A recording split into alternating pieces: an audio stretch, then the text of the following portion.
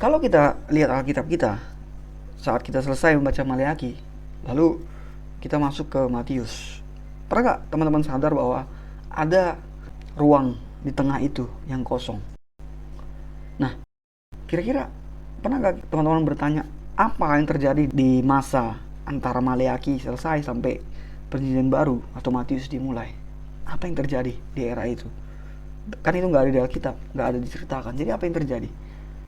Nah, di video ini kita akan bahas tentang hal itu. Yuk kita bahas.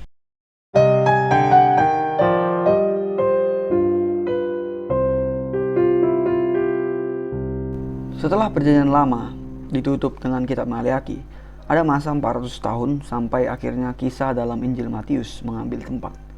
Masa ini disebut periode intertestamental atau antar perjanjian. Disebut begitu tentu karena masa ini berada di rentang waktu antara selesainya PL sampai dimulainya PB. Sebutan lainnya untuk periode ini adalah The Silent Age atau masa hening. Karena selama 400 tahun itu nggak ada wahyu langsung dari Tuhan. Direct revelation nggak ada dari Tuhan. Nggak ada penglihatan, mimpi, nubuat atau apapun dari Tuhan. Dengan kata lain, Tuhan, tanda kutip, tidak lagi berbicara kepada umatnya melalui perantara nabinya. Well, selama masa 400 tahun ini, ada banyak hal yang terjadi terkait dengan keadaan dunia Alkitab. Dan di video kali ini kita akan coba merangkumnya. Perjanjian Lama ditutup dengan masih berkuasanya Kekaisaran Media Persia di dunia luas kala itu, sekitar tahun 403 sebelum Masehi. Kekaisaran ini masih berkuasa sampai sekitar 50 tahun lagi setelah era PL usai. Nah, di sisi lain, kerajaan Yunani, rajanya Philip II, memiliki anak yang kelak akan menjadi penerusnya. Ia adalah Alexander the Great atau Alexander Agung yang lahir pada tahun 356 sebelum Masehi. Alexander muda dididik oleh filsuf tersohor Aristoteles. Jadi Alexander Agung itu muridnya Aristoteles. Tentu kita tahu Aristoteles, teman-teman. Kemudian pada tahun 343, Alexander Agung menjadi raja menggantikan ayahnya, Philip II tadi. Alexander Agung dapat dikatakan adalah raja Yunani yang paling berjaya. Ia sukses memperluas kerajaan Yunani dengan memperbanyak wilayah kekuasaan dan politik. Dan pada 335 sebelum Masehi, ia menyeberang ke Asia Kecil, Asia Minor, dan dalam 2 tahun ia berhasil menaklukkan Kekaisaran Media Persia. Jadi Alexander Agung lah yang menghentikan kekuasaan Media Persia di dunia luas kala itu. Lalu dia menjadikan kerajaan Yunani menjadi penguasa berikutnya yang menguasai dunia luas kala itu.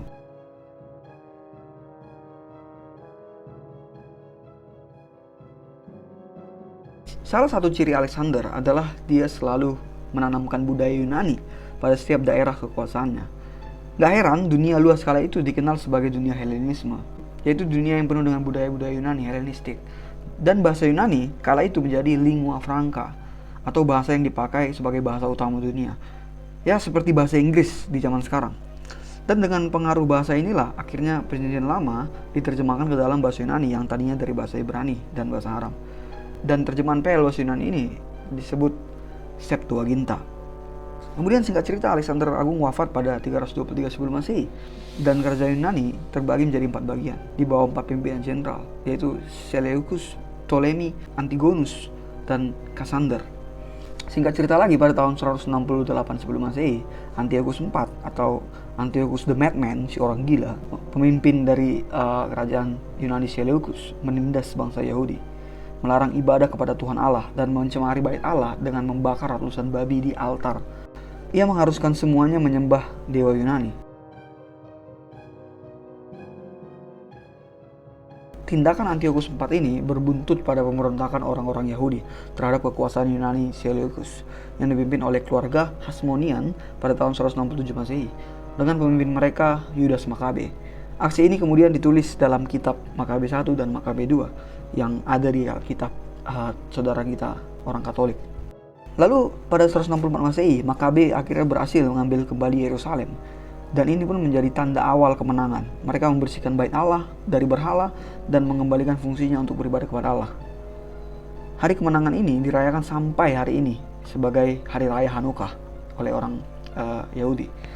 Singkat cerita, setelah Makabe wafat pada pertempuran Elasa tahun 160 Masehi, perjuangannya dilanjutkan oleh adiknya Jonathan Epus. Setelah pemberontakan itu berlangsung sekian lama dan dengan aliansi dengan Republik Roma, bangsa Yahudi akhirnya bebas dari kekuasaan Yunani Seleucus. Namun kebebasan itu nggak bertahan begitu lama, karena setelahnya Kekaisaran Romawi menaklukkan kerajaan Yunani pada tahun 146 sebelum Masehi dan menjadi penguasa baru dunia luas kala itu. Dan dikarenakan tidak adanya raja yang memimpin bangsa Yahudi dan kekuatan Romawi yang amat overpower, pada akhirnya di tahun 63 sebelum Masehi, Kekaisaran Romawi berhasil menyingkirkan sama sekali kerajaan Yunani Seleucus dan menegaskan kembali kekuasaan Romawi dan juga menempatkan bangsa Yahudi di bawah kuasa Kekaisaran Romawi. Kekaisaran Romawi itu sangat serius dalam mengembangkan teknologi, sistem perdagangan dan ekonomi di kekaisaran mereka. Salah satunya dengan membuat jalan raya dari berbagai daerah kekuasaan menuju ibu kota kekaisaran, yaitu Roma. By the way, dari sinilah pepatah banyak jalan menuju Roma muncul. Pepatah itu sering kita dengar kan. Nah, jalan raya ini dibuat dengan tujuan mempermudah akses, baik itu perdagangan, ekonomi, maupun kabar dari berbagai daerah kekuasaan menuju istana kaisar di ibu kota Roma, maupun sebaliknya. Lalu kekuasaan Romawi atas dunia dan atas bangsa Israel tetap berlangsung sampai masa intertestamental usai, yaitu sekitar tahun 4 sebelum Masehi. Bahkan sampai era PB dimulai dan era Yesus mulai, dan sampai era PB selesai, bangsa Romawi, Kekaisaran Romawi juga masih tetap menjadi penguasa dunia. Itu berlangsung sampai Kekaisaran Romawi runtuh sekitar tahun 476 Masehi. Lama banget.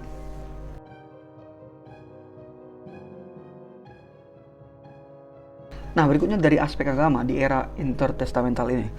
Mengingat pengaruh Yunani dan Romawi amat kuat di masa ini, intertestamental ini, maka ranah agama atau sistem kepercayaan pun tak luput dari pengaruh kedua kerajaan ini. Ada banyak bentuk penyembahan kepada dewa-dewi Yunani seperti Zeus, Hermes, Hades, Aphrodite, dan lain-lain. Hal ini terus berlangsung sampai masa perjanjian baru, dan bahkan bisa kita lihat contohnya di Kisah Para Rasul saat Paulus dan Barnabas dikira sebagai Zeus dan Hermes oleh orang-orang yang mereka injili. Lalu kepercayaan kepada dewa-dewi Romawi juga marak seperti kepada Jupiter, Mars, Venus, dan yang lain. Karenanya bukan hal yang asing bahwa terdapat banyak kuil dan nisbah penyembahan kepada dewa-dewi Yunani atau Romawi ini. Nah, di sisi lain masih ada umat Tuhan yang tetap menjaga nilai kerohanian sesuai dengan yang diajarkan Nabi Tuhan di kitab PL, di Taurat. That's good.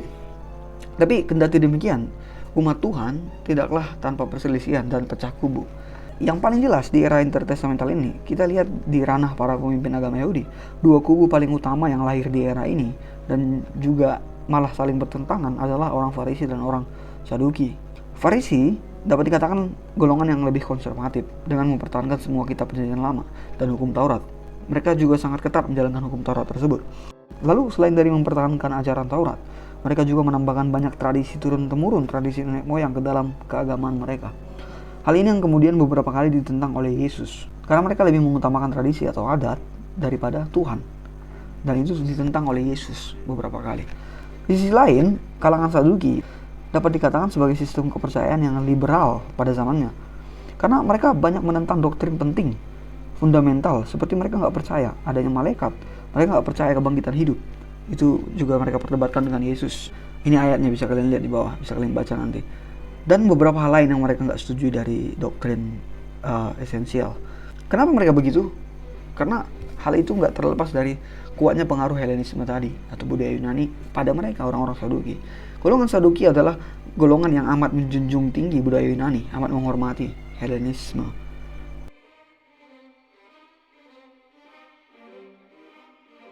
Dari bidang pengetahuan, hal paling menonjol di era intertestamental adalah perkembangan filsafat Yunani yang semakin pesat.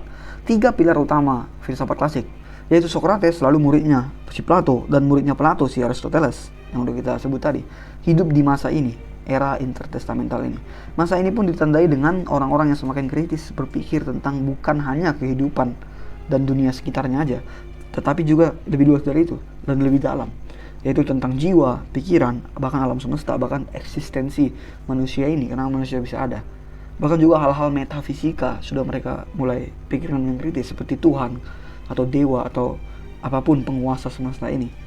Itu sangat mereka dalami dalam mazhab-mazhab mereka atau sekolah-sekolah filsafat Yunani kelas ini. Lalu pengetahuan atau filsafat di era ini dapat dikatakan sebagai induk dari banyak ilmu di zaman berikutnya, termasuk zaman kita ini, zaman modern ini, bahkan zaman postmodern.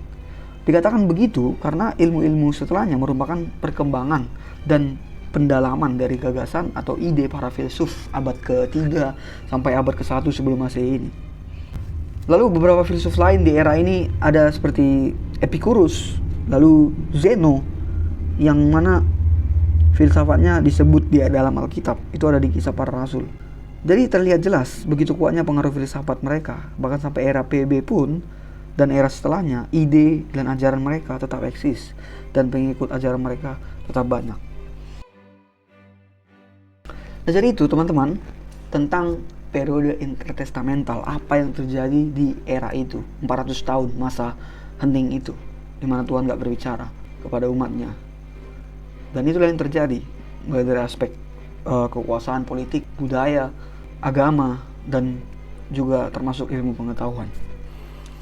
Oke, kurasa ini aja untuk video kali ini. Kuharap kalian terberkati dan tambah pengetahuan tentang apa yang terjadi di era intertestamental, di era tengah-tengah antara PL dan PB ini. Oke, itu aja teman-teman. Kalau ada yang mau komen, feel free to comment below. Dan seperti biasa, bye.